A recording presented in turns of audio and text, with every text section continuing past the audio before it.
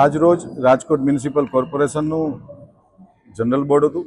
આ બોર્ડની અંદર રાજકોટ શહેરના અલગ અલગ વોર્ડના વિકાસ કામોની આજે જનરલ બોર્ડની અંદર ચર્ચા કરવામાં આવી। ચર્ચા શરૂ થઈ એના પ્રથમ તબક્કામાં જ ભારતીય જનતા પાર્ટીના સભ્ય શ્રી કોર્પોરેટર શ્રી હાર્દિક ગોયલનો પ્રશ્ન તો એ પહેલા માનનીય મેયરશ્રીની અનુમોદનથી મેં એક વિષય આજે જનરલ બોર્ડની અંદર મૂક્યો છે। ભારતીય જનતા પાર્ટીના સૌ શાસકો વર્ષોથી કહેતા આવ્યા છીએ કે આ બોર્ડની અંદર વિપક્ષના સભ્યો જે પ્રકારે હોબાળો મચાવે છે, માત્ર બોર્ડથી બોર્ડ આવવું। હું કાયમ કહું છું કે માત્ર મીડિયાની હાઇલાઇટ બનવું, કોઈ પ્રજાકીય કામોમાં આ વિપક્ષના સભ્યો, કોંગ્રેસના સભ્યોને રસ નથી, જે આજે પુરવાર થયું છે। 4 કોર્પોરેટર રાજકોટની જનતાએ વોર્ડ નંબર 15 માં આપ્યા। આ ચારે કોર્પોરેટરો એક સાથે આજે રજા રિપોર્ટ મૂકી અને રાજકોટના જે બંધારણીય જોગવાઈ મુજબ જે જનરલ બોર્ડ મળતું હોય છે, આ બોર્ડની અંદર આજે ગેરહાજરિયા છે। જ્યારે પણ જનરલ બોર્ડના એજન્ડા બહાર પાડતા હોય છે ત્યારે પ્રશ્નોત્તરી માટે સૌ સભ્યશ્રીઓને અમે બોલાવીએ। છેલ્લા 4 બોર્ડથી વિપક્ષના સભ્યો, છેલ્લા 3 બોર્ડથી વિપક્ષના સભ્યો પ્રશ્નોત્તરીમાં પણ નથી આવતા અને પછી મીડિયામાં એવું કહે છે કે અમને ખબર નથી। બંધારણીય જોગવાઈ મુજબ દરેક સભ્યશ્રીઓને બોર્ડ આવતું હોય પહેલા એમને ખબર જ હોય, એને માહિતી મળતી જ હોય છે। પરંતુ દુઃખ સાથે કહેવું પડે છે કે આ રાજકોટ શહેરની કોંગ્રેસ